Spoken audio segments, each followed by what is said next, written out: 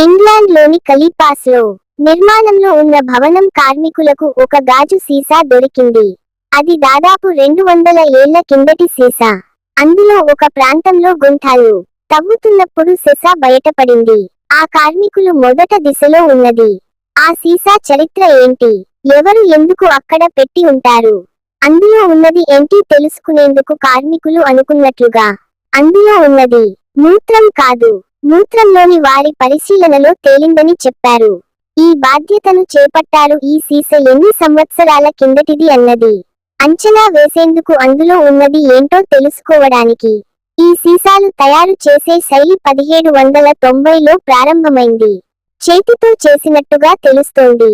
40వ సంవత్సరం నుంచి మొదలు పెట్టారు కాబట్టి అంతకుముందే చేతితో చేసి ఉంటారు. అందుకే అనేక రకాల సాంకేతికతల సహాయంతో అత్యంత నిశితంగా పరిశీలించారు. చివరికి అందులో ఉన్నవి శరీర ద్రవాల అని, అందులో ప్రధానంగా ఉన్నది అని తేల్చారు. ఇలాంటి శాలలో పాతి పెట్టే వారిని యూనివర్సిటీ ఆఫ్ లింక్ అని చెబుతోంది. చెక్కుచెదరకుండా ఉండటం చాలా అరుదు.